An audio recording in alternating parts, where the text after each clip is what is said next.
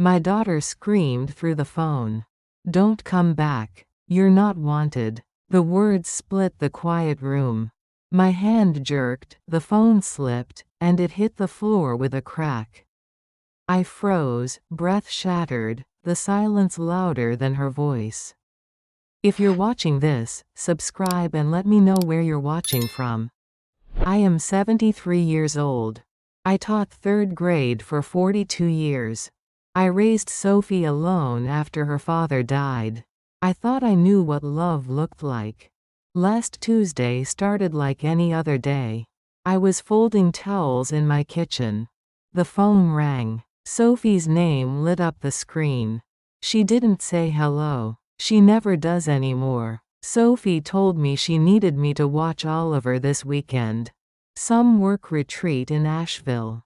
Her voice was sharp, demanding. I explained about my doctor's appointment. My knee surgery follow-up on Saturday morning. The one I'd mentioned twice already. Sophie's words cut through the phone line. "You're not supportive of our family. You never prioritize us." I sat down hard in my kitchen chair. The towels scattered to the floor. 3 hours later, my phone buzzed. A text message. "Don't come over anymore. We've changed the locks." I read it twice. Then 3 times. Then I set the phone down and stared at my hands. These hands had rocked Sophie through colic. Changed her diapers. Braided her hair for school pictures. Signed check after check to help her buy that house. I made chicken soup that afternoon. Oliver's favorite. I added extra carrots the way he likes them. I put it in the blue container he always asks for. The drive to Sophie's house took 12 minutes. I'd made this drive hundreds of times. Maybe thousands. I parked in front of the red brick townhouse. The one I'd helped pay for. My contribution had been $15,000. The down payment that made their dream possible. I walked up the familiar stone path. Past the roses I'd planted 2 springs ago. They were blooming now. Pink and white. Nobody had watered them recently. My key went into the lock.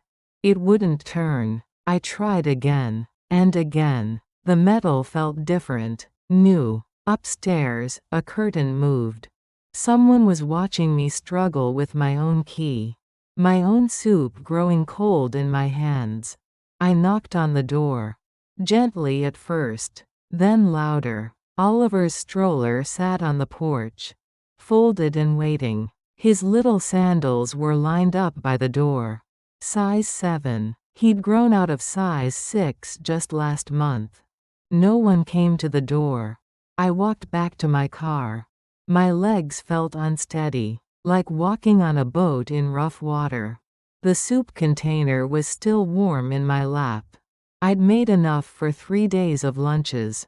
Oliver loved my soup. He always asked for seconds. I sat in the car for 20 minutes. Watching their windows. Waiting for something to change. For someone to remember I was their family too. The curtain moved again. Then went still. I drove home in silence.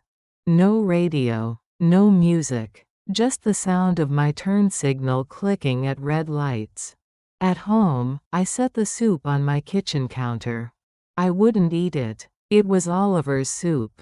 Made with love for a boy who couldn't have it. I pulled out my blue folder. The one marked family expenses. I'd been keeping track for years. Not because I had to. Because I wanted to remember what love looked like in dollars and cents. $15,000 for their down payment. $5,200 for hospital bills when Oliver was born. Monthly transfers for groceries. Car insurance. Utilities when money got tight. I'd canceled my own vacation to Yellowstone. Postponed my kitchen renovation. Skipped my book club meetings to babysit. I'd said yes to everything. Every request. Every emergency. Every last-minute need. The numbers filled 3 pages. Written in my careful teacher's handwriting. Black ink. Dates and amounts. A ledger of love. But love shouldn't need a ledger. I closed the folder. The house felt different now. Quieter. Like it was holding its breath.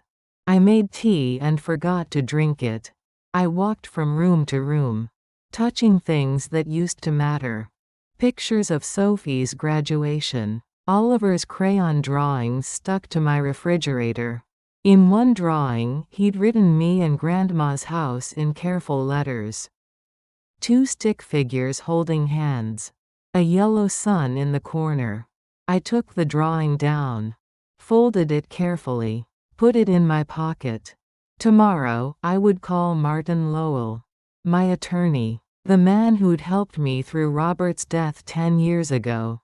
There were papers to change, documents to update, a power of attorney to revoke. Sophie had been managing my finances for 2 years. Making it easier, she'd said. Taking the burden off my shoulders. I was about to take that burden back. I sat at my kitchen table as darkness fell. The soup was still sitting on the counter. Getting cold. Going to waste. For 42 years, I'd taught children to be kind. To share. To think of others first. Tonight, I was going to learn a different lesson. I was going to learn to think of myself. If you're watching this, subscribe and let me know where you're watching from. The next morning, I made coffee. Strong and black. The way Robert used to drink it. I sat at my kitchen table with the blue folder. The one I'd avoided opening for months. My reading glasses slipped down my nose as I lifted the cover. Inside were 5 years of receipts. Bank statements. Cancelled checks. All the ways I'd said yes when I should have said no. The first page made my stomach tighten. $15,000. Down payment for Sophie's house. Written in my careful handwriting. March 15, 2019. I remembered that day. Sophie had cried in my kitchen. Real tears. She and Daniel couldn't qualify for the loan without help. Oliver was just 2 years old then, toddling around my living room in his red sneakers. Sophie had promised to pay me back. When things got easier, she'd said. When Daniel got his promotion. Daniel never got promoted. I turned the page. More numbers. More dates. Hospital bills from Oliver's birth. $5,200. Insurance didn't cover everything. I'd written the check without hesitation. My grandson needed care. Family comes first. That's what I'd always believed. Page 3 showed monthly transfers. $300. Every month for 2 years. Grocery money, Sophie had explained. Things were tight after the baby. I'd cancelled my book club membership that same month. $25 seemed too much to spend on myself. The receipts told their own story. Birthday parties I'd funded. Christmas gifts I'd bought but Sophie had wrapped. Oliver's daycare when money ran short. I'd paid for swimming lessons. Soccer cleats. A bicycle with training wheels. Medical copays when Oliver caught pneumonia last winter. Each receipt was a memory. A moment when I'd chosen their comfort over my own. I found the estimate for my kitchen renovation. Dated 2 years ago. $12,000 to update cabinets that were falling apart. I'd folded it up and put it away. Sophie's mortgage payment had seemed more important. My kitchen cabinet still didn't close properly. The left drawer stuck every time I opened it. The faucet dripped day and night. I'd learned to live with broken things, while I fixed everyone else's problems. There were smaller receipts too. $20 for Oliver's school picture package. $50 for Sophie's car repair. $15 for Daniel's prescription medication. Death by 1,000 tiny cuts. Each one reasonable. Each one necessary. each one leaving me a little more empty. I spread the papers across my table. The morning light made the numbers seem sharper, more real. $87,000. That's what I'd given them over 5 years. Not loaned. Given. Because family doesn't keep score. That's what I'd told myself every time I wrote another check. But someone had been keeping score. And I'd been losing. I picked up Oliver's drawing from yesterday. The one I'd folded in my pocket. Me in Grandma's house. 2 stick figures holding hands. He'd drawn himself tall, almost as tall as me. His crayon smile took up half his face. In his picture, I was smiling too. When was the last time I'd really smiled? Not the polite smile I wore when Sophie asked for money.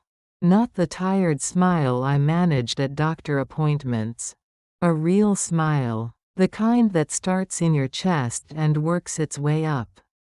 I couldn't remember. I found my checkbook in the kitchen drawer. The same drawer that stuck every morning. My bank balance was smaller than it should have been for a woman my age. Smaller than it would have been if I'd said no more often. I'd delayed my retirement by 3 years.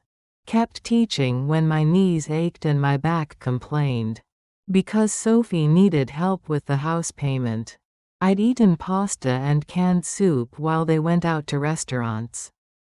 Posted pictures of their date nights on social media. Thanked me in the comments for watching Oliver. As if babysitting my own grandson was a favor I provided. Instead of joy I treasured. My phone sat silent on the counter. No calls asking how I was feeling. No texts wondering if I needed anything from the store. Just silence. The kind that follows a door slamming shut. I gathered the receipts into a neat pile. Sorted them by date, by amount, by how much they'd cost me in more than money. Each piece of paper was a choice I'd made. A boundary I'd failed to set. A time I'd put their wants before my needs. I'd been generous. They'd been grateful. Until gratitude became expectation. And expectation became entitlement. The coffee had grown cold in my cup. I didn't bother reheating it. I had phone calls to make. Documents to change. A life to reclaim. Starting with a visit to Martin Lowell's office. My attorney would help me untangle what I'd woven too tightly around my daughter's life. Power of attorney. Automatic transfers. Emergency access to my accounts. All the ways I'd made it easy for Sophie to take what she needed. Without asking. Without thanking. Without considering the cost. I closed the blue folder. Put it in my purse next to my car keys. The receipts would go with me to Martin's office. Evidence of love that had been taken for granted. Evidence of a woman who'd forgotten to love herself. Outside my window, the morning was bright and clear. The kind of day that makes you believe in new beginnings. I was 73 years old. Too young to be used up. Too old to keep giving myself away. Time to learn the difference between being generous and being foolish. Time to stop funding my own heartbreak. If you're watching this, subscribe and let me know where you're watching from. Martin Lowell's office smelled like leather and old wood. The same smell from 10 years ago when he'd helped me through Robert's funeral arrangements. His secretary offered me coffee. I declined. My hands were steady enough without caffeine. Martin appeared in his doorway at exactly 10 o'clock. Gray hair. Kind eyes. The same gentle handshake I remembered. He led me to his office. Diplomas lined the walls. Law books filled the shelves. Everything organized. Everything in its place. I sat in the chair across from his desk. The blue folder rested in my lap like evidence in a trial. Martin asked how I was doing. I told him I was done being taken advantage of. His eyebrows lifted slightly. But he didn't seem surprised. I explained about the locks, the automatic transfers, Sophie's power of attorney over my finances. Martin listened without interrupting. He took notes on a yellow legal pad. His pen moved steadily across the page. When I finished talking, he set down his pen, folded his hands on the desk. Martin told me these situations were more common than I might think. Adult children who confused love with access to money. He'd seen it before, many times. The legal steps would be straightforward, he explained. Revoke the power of attorney.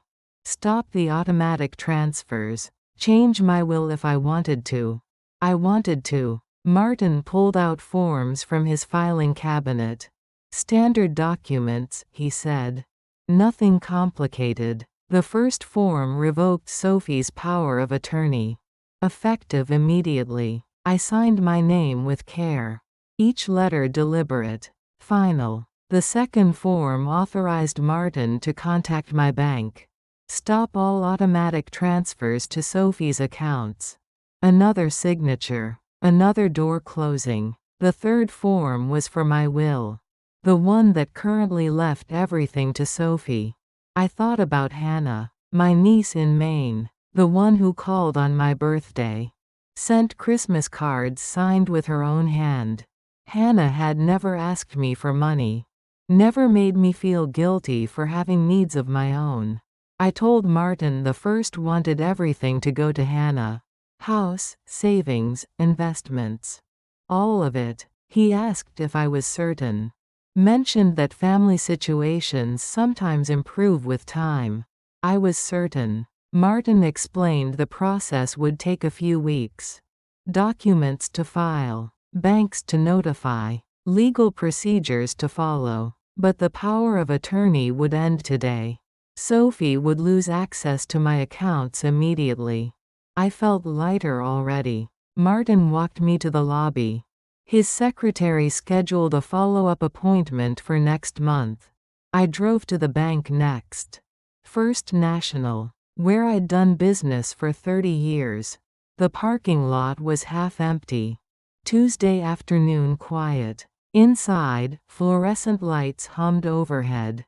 The carpet was blue with small gold diamonds. I'd never noticed the pattern before. I asked to speak with a manager. The teller, a young woman with red lipstick, made a phone call. Clara Jensen emerged from an office behind the counter. Tall woman, gray suit, efficient handshake. She led me to her office. Glass walls, computer screen, papers organized in neat stacks. Clara pulled up my account on her computer. Asked how she could help. I explained about the automatic transfers. $300 every month to Sophie's checking account. Clara's fingers moved across the keyboard. Found the standing order immediately. She asked if I wanted to cancel it. Just like that. No questions about family drama. I said yes. Clara typed commands into her computer. The transfer disappeared from my account settings. She asked if there were other automatic payments I wanted to review. Car insurance for Sophie's Honda. $58 monthly. Cell phone plan that included Sophie's family. $112 monthly. Grocery store gift cards. $50 monthly, deposited directly to Sophie's account. Each payment had seemed small when I'd set it up. Reasonable. Temporary. Together they added up to $520 every month. Over $6,000 a year. I canceled them all. Clara printed out new account statements. Showed me the changes on paper. My monthly outflow dropped by more than half. She asked if I wanted to set up a trust. Something to protect my assets for the future. I thought about Hannah. How she'd never made me feel like an obligation. Clara explained trust options. Revocable. Irrevocable. Tax implications. I chose a simple revocable trust. Hannah as the beneficiary. Clara prepared the paperwork. I signed more documents. More deliberate signatures. She walked me to the lobby when we finished. Shook my hand again. I sat in my car in the parking lot for 10 minutes. Engine running. Air conditioning humming. My phone was silent in my purse. No emergency calls about cancelled payments. Sophie probably wouldn't notice for a few days. Maybe a week. When she did notice, she'd call. Demand explanations. I would let the phone ring. I drove home slowly. Past the grocery store where I'd bought Sophie's family gift cards for 2 years. Past the cell phone store where I'd added 3 lines to my plan. Past Oliver's elementary school, where I'd volunteered in the library before Sophie started needing more help. My house looked the same from the outside.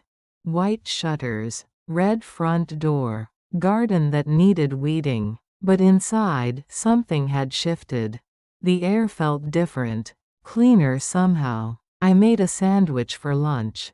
Ham and cheese. Ate it standing at my kitchen counter. My phone stayed silent. For the first time in years, silence felt like peace instead of worry. I found my old address book in the kitchen drawer. The one with actual phone numbers written in ink. Hannah's number was on page 15. Written in blue ink 3 years ago. I dialed her number. She answered on the second ring. Hannah's voice was warm, surprised to hear from me on a Tuesday afternoon. I told her I'd been thinking about visiting Maine. Maybe next month when the weather cooled down. She sounded delighted. Started talking about lobster rolls and lighthouse tours. We talked for 20 minutes. About her nursing job, the book club she'd joined, her neighbor's new puppy. Normal conversation. No requests for money. No guilt about being selfish. When we hung up, I felt something I hadn't felt in months. I felt wanted for who I was, not what I could provide. The afternoon sun slanted through my kitchen window. Warm gold light across my table. I opened my checkbook, balanced it for the first time in weeks. The numbers looked different now. Healthier. Tomorrow, Sophie would discover that her safety net had been removed. Tomorrow, I would let her learn what the rest of us already knew.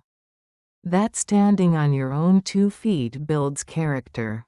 Even when it hurts. The phone rang at 7:30 Thursday morning.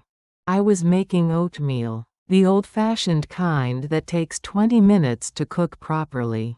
Daniel's name appeared on the screen. Not Sophie. Daniel. I let it ring 4 times before answering. My voice was steady when I said hello. Daniel's tone was carefully polite. The way people talk when they want something but don't want to ask directly. He mentioned that the car insurance payment hadn't gone through. Probably just a computer error, he said. These things happen. I stirred my oatmeal. Watched the steam rise from the pot. I told Daniel it wasn't an error. Silence stretched across the phone line.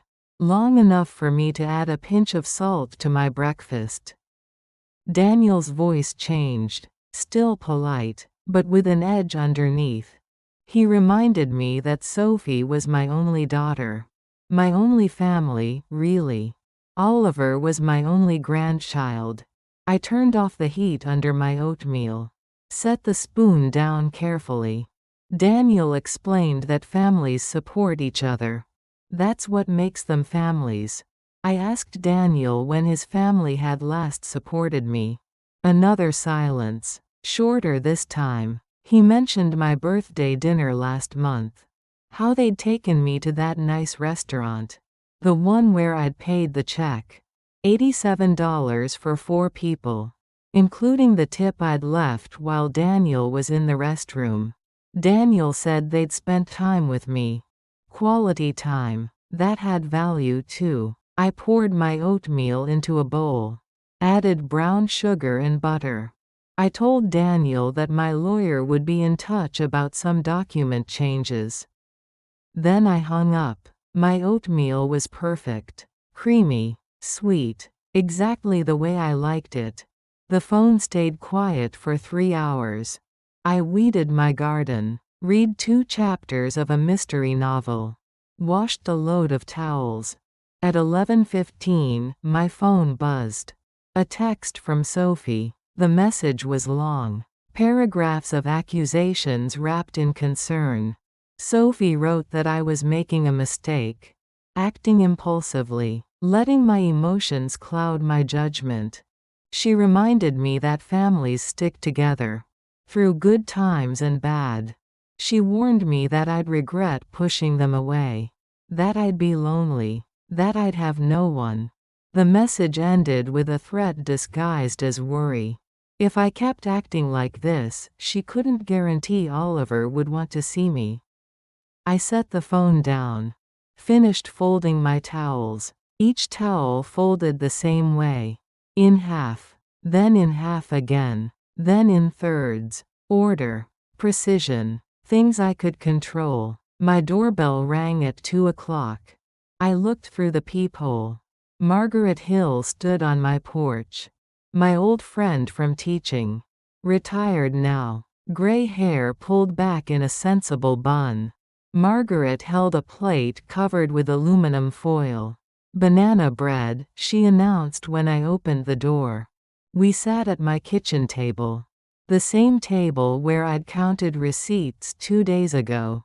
Margaret cut thick slices of her bread, poured coffee from my pot.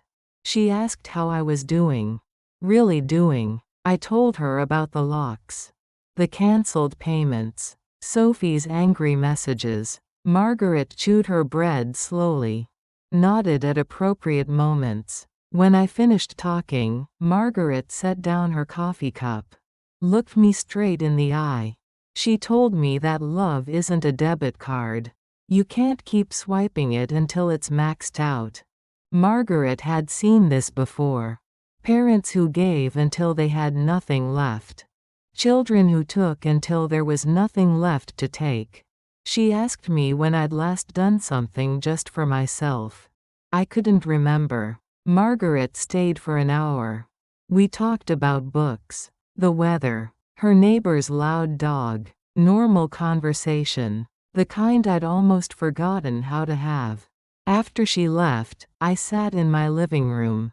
The house felt calmer with the smell of banana bread in the air. My phone rang again at 4 o'clock.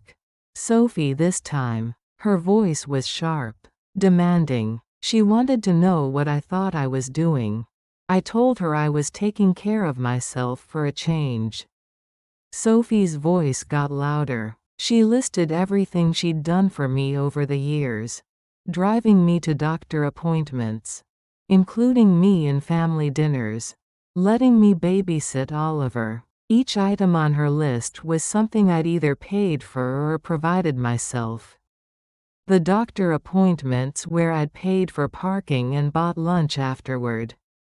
The family dinners where I'd brought the food and washed the dishes. The babysitting that had saved them hundreds of dollars in childcare costs. I listened to Sophie's voice get higher, more frantic. She told me I was being selfish, ungrateful, cruel to my own family. I hung up. The silence afterward felt clean, like air after a thunderstorm. My phone rang again immediately. I turned it off. I made dinner for one. Grilled cheese and tomato soup. Ate it slowly while watching the evening news. No catastrophes in my kitchen. No emergencies that required my immediate financial attention. Just the ordinary peace of a woman eating dinner in her own house. At 8 o'clock, I turned my phone back on. 17 missed calls. 12 text messages. I deleted them all without reading them. Then I called Hannah in Maine. Her voice was warm when she answered. We talked about her day at the hospital. A difficult patient who'd finally smiled. A sunset she'd watched from her kitchen window. Hannah asked about my garden, my reading, my knee recovery, questions about my life, my interests, my well-being. No requests, no emergencies, no guilt. When we hung up, I felt something I hadn't felt in years. I felt like someone's priority. Not someone's bank account. Not someone's convenience. Not someone's backup plan. Someone's priority. I went to bed early. Set my phone to silent. Let Sophie and Daniel learn what the rest of the world already knew. That money doesn't buy love. It just rents compliance. And my rental agreement had expired. If you're watching this, subscribe and let me know where you're watching from. Friday morning came quiet. No phone calls. No demanding texts. Just the sound of my coffee maker gurgling to life. I sat at my kitchen table with a piece of paper. Blank. White. Waiting. At the top, I wrote things I still love. The pen felt good in my hand. Blue ink on clean paper. Morning walks, I wrote. Before the world wakes up. Strong tea. Earl Grey with real cream. The smell of old books. Dust and stories and time. I paused. Thought. Added more words. Teaching children to read. Watching their faces when words make sense. My garden in early summer. Tomatoes heavy on the vine. Thunderstorms. The way the air tastes afterward. The list grew longer. Small things. True things. Things that belonged to me. I folded the paper. Put it in my pocket next to Oliver's drawing. My phone stayed silent. Good. I dressed in comfortable shoes. Blue cardigan. The one Robert had always liked. The community center was 6 blocks away. I'd walked there hundreds of times when I was still teaching. The morning air was cool. October air with a promise of winter. Leaves crunched under my feet. Red and gold and brown. The sound of seasons changing. The community center looked smaller than I remembered. Red brick. White trim. American flag hanging from a pole. Inside, the floors were polished linoleum. The walls were painted institutional green. It smelled like floor wax and coffee. Familiar smells from my teaching days. The library was in the back corner. Small room. Donated books on metal shelves. A young woman stood behind the checkout desk. Latina. Dark hair pulled into a ponytail. She looked up when I approached. Smiled genuinely. Her name tag read Leah Morales. Children's librarian. I told her I used to volunteer here. Years ago. After I first retired. Leah's face brightened. She asked if I was Evelyn Carter. The volunteer coordinator had mentioned me. Said I'd been wonderful with the children's reading program. I felt something warm in my chest. Recognition. Appreciation. Leah explained that they were starting a new after-school program. Children from kindergarten through 3rd grade. They needed volunteers to read aloud. Help with homework. Just be present with kids who needed attention. The program met 3 days a week. Tuesday, Wednesday, Thursday. From 3 to 5. I could choose my own schedule. Work with different age groups. Make it my own. For the first time in weeks, I felt something I'd almost forgotten. I felt needed for who I was. Not what I could provide. I told Leah I was interested. Very interested. She handed me paperwork. Background check forms. Reference sheets. Standard procedures, she explained. All volunteers went through the same process. I filled out the forms carefully. My old principal's name for a reference. Margaret Hill for a character reference. Leah photocopied my driver's license. Explained the training schedule. 2 hours next Wednesday. program overview and child safety protocols. Then I could start the following week.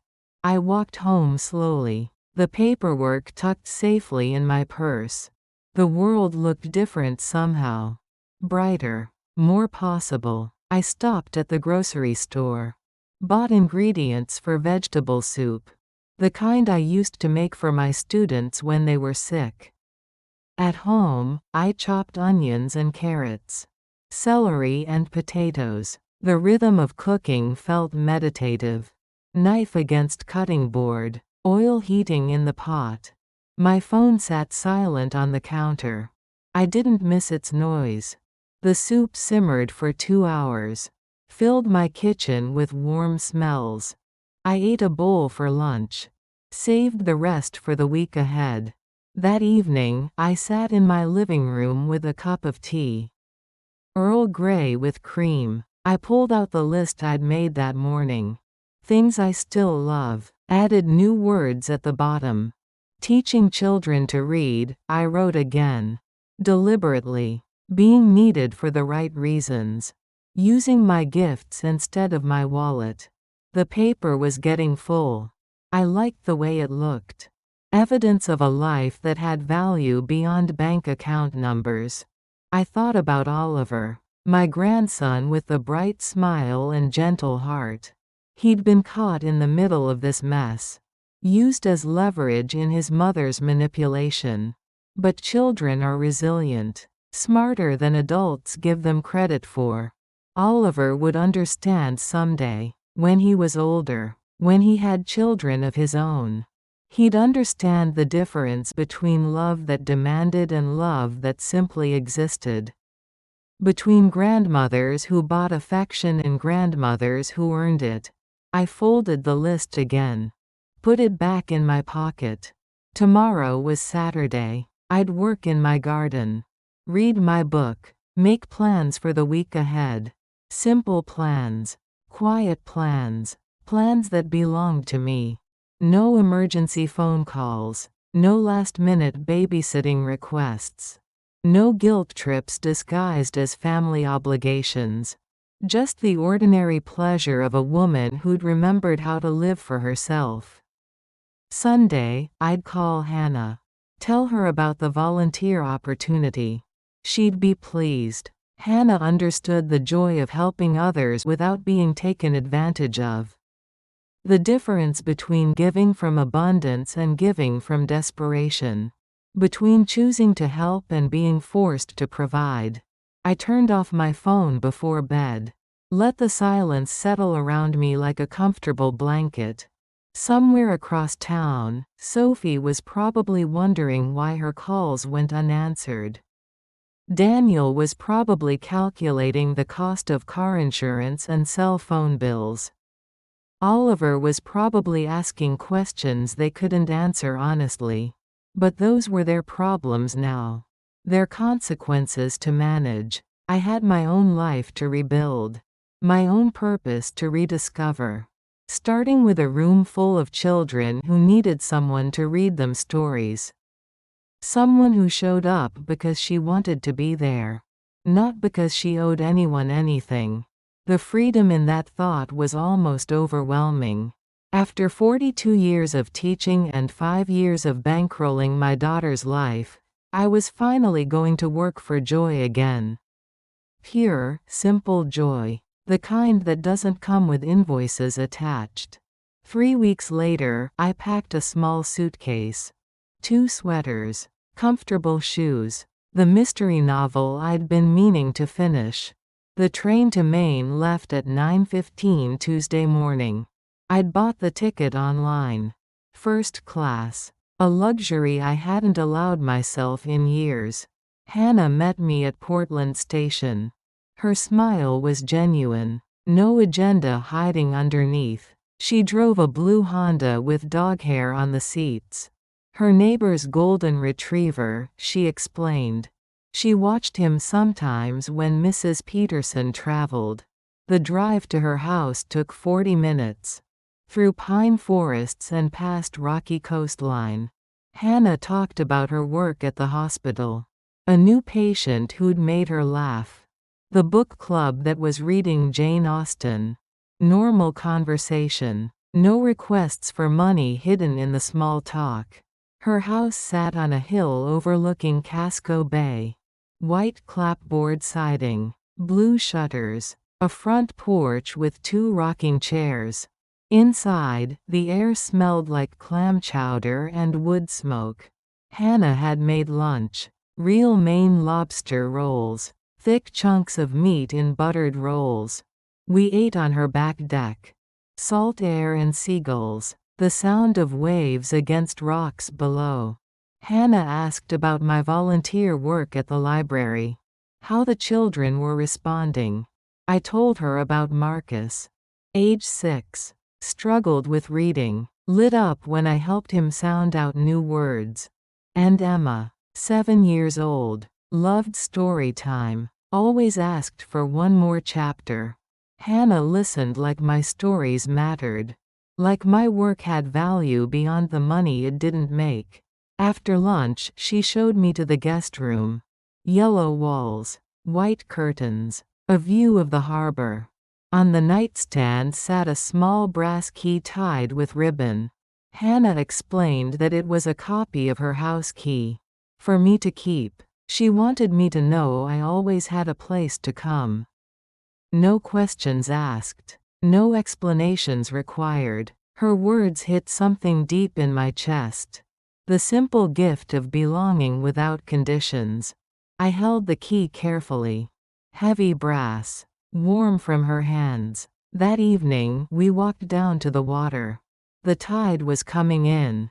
Waves crashed against dark rocks. I stood ankle deep in the cold Atlantic. Salt spray on my face. Wind in my hair. The ocean taught me something important. That pain and honesty could coexist. That some things were worth the discomfort they caused. My phone buzzed in my pocket. Text messages from Sophie. I glanced at the screen. More accusations. More guilt. More attempts to make me responsible for her choices. I turned the phone off. Put it back in my pocket. Hannah walked beside me in comfortable silence. No need to fill every moment with words. We collected shells. Smooth stones. Pieces of sea glass worn soft by time. That night, I slept better than I had in months. The sound of waves through open windows. Morning came early. Hannah made coffee strong enough to wake the dead. We sat on her front porch with our mugs.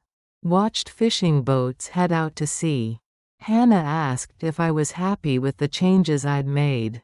I thought about it. Really thought. The silence at home. The peace of making my own decisions. The joy of working with children who appreciated my presence. I told her I was happier than I'd been in years. Hannah nodded. Said she could see it in my face. The way I carried myself. We spent the morning walking through town. Past gift shops and seafood restaurants. The harbor full of boats with names like Sea Dream and Lucky Catch. Hannah introduced me to people she knew. The librarian. The woman who ran the bakery. Her neighbor who built lobster traps. Everyone was friendly. No one asked intrusive questions about my family situation. I bought postcards at the gift shop. One for Margaret. One for Leah at the library. Simple messages. Having a wonderful time. Thinking of you. The kind of notes you send when you're genuinely enjoying yourself. That afternoon, my phone buzzed again. This time, a different name on the screen. Oliver. Hannah noticed my face change. Asked if I needed privacy. I answered the call in her kitchen. Oliver's voice was small and confused. He asked why I didn't come to see him anymore. Why Mommy got mad when he mentioned my name. My heart broke a little. But I kept my voice steady. I told Oliver that sometimes grown-ups have disagreements. But that didn't change how much I loved him. He asked if he could come visit me. Like old times. I told him that would be up to his parents, but that he was always welcome in my heart. Oliver said he missed my stories, the way I made pancakes, the drawings we did together. I missed those things too. When we hung up, Hannah found me crying at her kitchen table. She sat down beside me. Didn't try to fix anything. Just sat. After a while, she made tea. Earl Grey with honey. Hannah told me that love sometimes means letting people make their own mistakes. Even when those people are your children. Even when their mistakes hurt innocent grandchildren. She reminded me that I couldn't save Sophie from the consequences of her choices. But I could save myself. And maybe, someday, I could save Oliver too. When he was old enough to understand. We spent my last day exploring lighthouses. Tall white towers against gray sky. Each one standing alone, weathering storms, guiding ships safely home. I understood the metaphor. On the train back to my own life, I held Hannah's brass key in my pocket. A reminder that belonging doesn't have to be bought. That family can be chosen. That home is where someone waits for you without conditions. I had work to return to. Children who needed stories read aloud. A life that finally belonged to me. The train rocked gently through the Maine countryside. Past forests and farms and small towns. I dozed against the window. Dreaming of salt air and brass keys. Of love that didn't require payment plans. Of belonging that couldn't be repossessed. If you're watching this, subscribe and let me know where you're watching from. Back home, I unpacked slowly. Hung my sweaters in the closet. Put Hannah's brass key on my nightstand. The house felt different after Maine. Smaller, but also more mine. I called Martin Lowell's office. Scheduled an appointment for Thursday afternoon. Time to finalize the last piece of my new life. Wednesday morning, I worked with the children at the library. Emma brought me a picture she'd drawn. A house with flowers and a smiling sun. Marcus read 3 sentences without help. His face glowed with pride. These children appreciated effort, celebrated small victories, gave affection freely. They reminded me what healthy relationships looked like. Thursday came gray and drizzly. October rain against my kitchen windows. I dressed carefully. Navy dress, pearl earrings. The ones Robert gave me for our 20th anniversary. Martin's office felt familiar now. Leather chairs. Legal books. The smell of old paper and serious decisions. He had the new will ready for my signature. Clean white pages. Clear language. Everything I owned would go to Hannah Cooper. House, savings, investments. The whole estate. Martin asked one more time if I was certain. Reminded me that wills could be changed if circumstances improved. I was certain. He pointed to each place I needed to sign. His pen was heavy in my hand. Each signature felt final, decisive, like closing a book I'd finished reading. Martin asked about a token bequest for Sophie. Many parents left something small. Even when relationships were strained. I thought about it, really considered his suggestion. Then I remembered the locked door. The cancelled payments that went unnoticed for weeks. The phone calls that only came when money was needed. I told Martin I'd already given Sophie enough. He nodded, made notes on his legal pad. No judgment in his expression. We reviewed the trust documents. Hannah would inherit everything when I died. But she could never be forced to share it. The money would be protected. Safe from anyone who might try to manipulate her generosity. Martin explained the executor duties. How the will would be processed. What Hannah would need to know. I signed more papers. The witnesses signed. Everything legal and binding. Walking to my car, I felt lighter. Like setting down luggage after a long trip. At home, I made tea. Sat at my kitchen table with a pad of paper. I wrote a letter to Hannah. Explained my decisions. Thanked her for showing me what family could be. The letter filled 2 pages. No apologies. No regrets. Just gratitude and love. I sealed it in an envelope.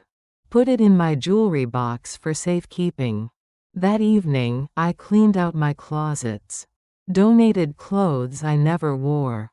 Gifts from Sophie that had never felt quite right. I kept one sweater she'd given me. Blue wool, soft as a cloud. Oliver had helped pick it out for my birthday. The rest went to Goodwill. Someone else could use them. Someone who wouldn't remember the guilt that came with each purchase. I found boxes of Christmas ornaments. Decorations I'd bought to make Sophie's house festive. Returned to me after holidays I'd bankrolled. Those went to donation too. Let other families make happier memories. In the back of my bedroom closet, I found Oliver's drawings. Dozens of them. Stick figures and crooked houses and purple suns. These I kept. Every single one. A child's love captured in crayon and construction paper. The only gifts that had never asked for anything in return. My phone rang while I was sorting through old photo albums. Sophie's name on the screen. I let it ring. Continued organizing pictures. Here was Oliver's first birthday. Sophie holding him. Daniel cutting the cake. Me in the background, wallet open, paying for everything. Here was Sophie's college graduation. Her cap and gown. My tuition payments finally complete. Here was their wedding. The reception I'd helped fund. The photographer I'd hired. The flowers I'd arranged. Pictures of love measured in dollars spent. Happiness purchased instead of shared. I closed the album. Put it in the donation box. Some memories weren't worth keeping. The phone rang again. This time I answered. Sophie's voice was different. Desperate. She'd been calling for weeks, she said. Why wasn't I answering? I told her I'd been busy. Living my own life. Sophie launched into familiar territory. Family obligations. Mutual support. How disappointed Dad would be. I stopped her mid-sentence. Told her that Robert would be proud of me for finally standing up for myself. Sophie's voice cracked. She mentioned Oliver. How he missed me. How confused he was. My heart squeezed. But I held firm. I told Sophie that Oliver was welcome in my home anytime she chose to allow it. But the financial support was over. Sophie asked what she was supposed to do. The mortgage, the car payments, Oliver's school expenses. I suggested she do what other adults do. Get better jobs. Make a budget. Live within their means. The silence stretched long. Then Sophie started crying. Real tears or manipulation? I'd lost the ability to tell the difference. Sophie begged me to reconsider. Promised things would be different. Swore she'd be more grateful. I'd heard these promises before.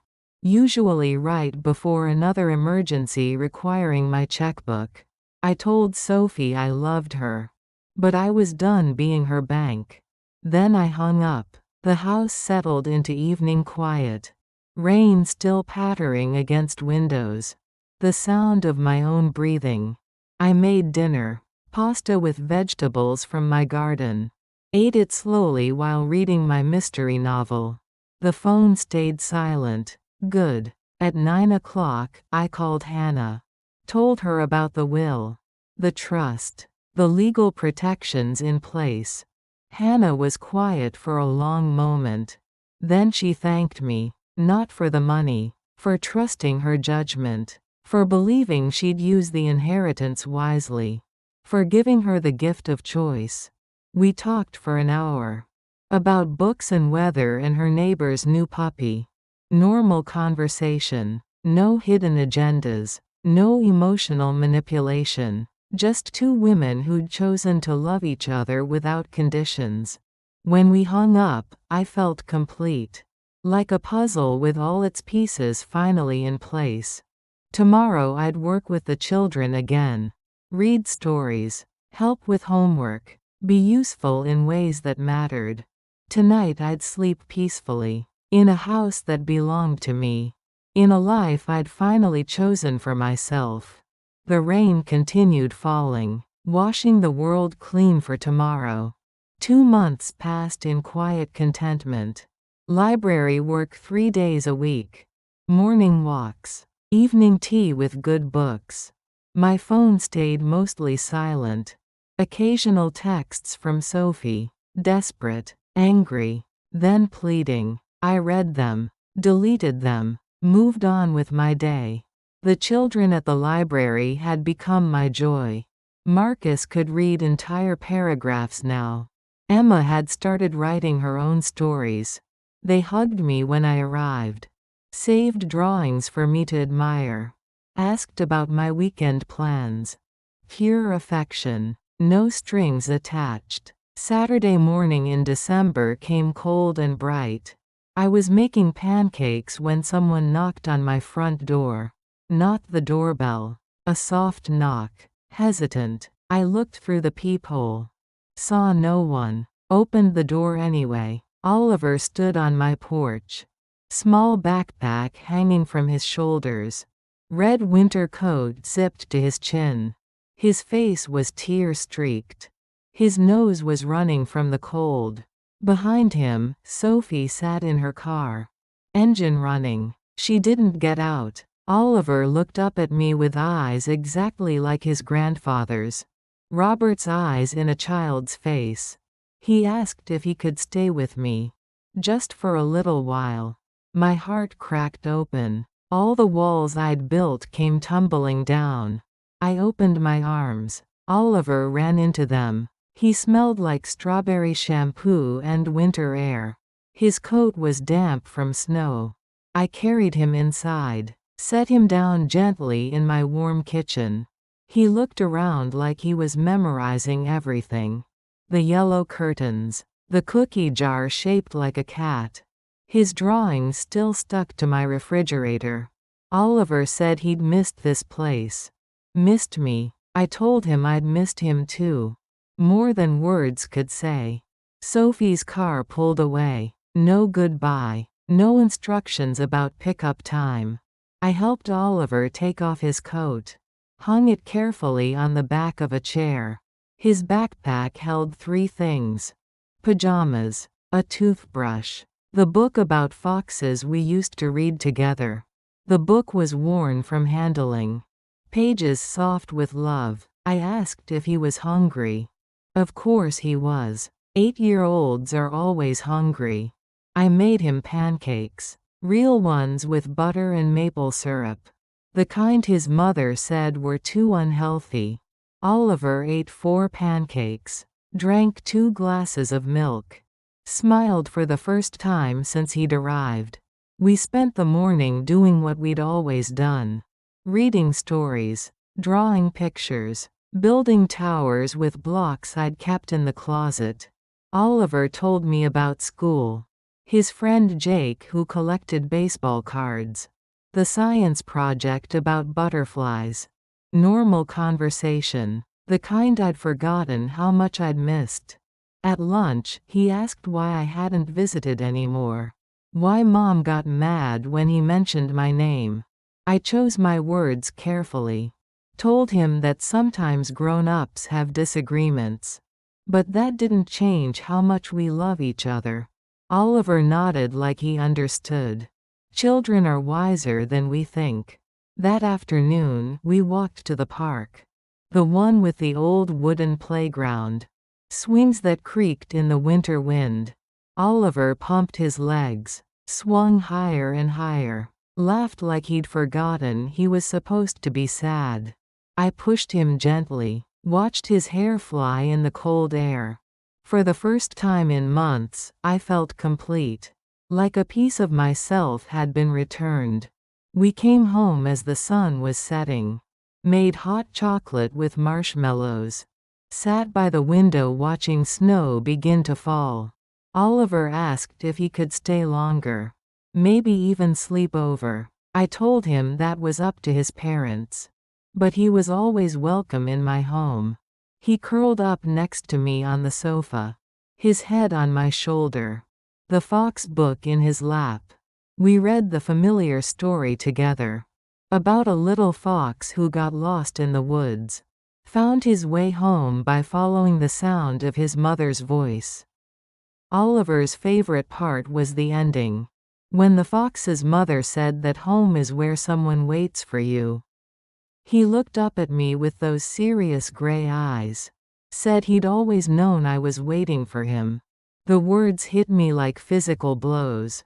Good blows. The kind that heal instead of hurt. At 8 o'clock, Sophie returned. Honked from the driveway. Didn't come to the door. Oliver gathered his backpack. Put on his winter coat. Gave me a hug that lasted forever. He whispered that he loved me. That he'd come back if Mom let him. I kissed his forehead. Told him I'd always be here. Always. I watched him run to the car. Saw Sophie's face through the windshield. Tired. Defeated. Maybe beginning to understand what she'd lost. The car pulled away. Taillights disappearing into the snowy night. I stood in my doorway until they were gone. Cold air rushing into my warm house. Inside, Oliver's hot chocolate mug sat on the coffee table. Still half full. Marshmallows dissolved into sweetness. I didn't wash it right away. Evidence that love had visited. That it might visit again. That evening, I called Hannah. Told her about Oliver's surprise visit. Hannah was quiet for a moment. Then said that children have their own wisdom. Their own way of finding what they need. Maybe Oliver had taught Sophie something today. About the difference between a grandmother who gives money and one who gives herself. About the kind of love that waits patiently. That doesn't demand or manipulate. That simply exists. We talked until late. About children and forgiveness. About the different ways families heal. Before bed, I sat at my kitchen table. Hannah's brass key in my palm. I thought about keys. How they open doors. Create possibilities. Offer choices. Oliver had his own key to my heart. Had always had it. Would always have it. No one could change the locks on that. I went to sleep that night surrounded by the lingering warmth of a child's love. The kind of love that asks for nothing except the chance to exist. Outside, snow fell softly, covering the world in clean whiteness. Tomorrow would bring whatever it brought. But tonight, I had been a grandmother again. Not because I'd bought the privilege, but because I'd earned it. With patience. With boundaries. With love that didn't need to be purchased. The truest love of all. The kind that comes home when it's ready.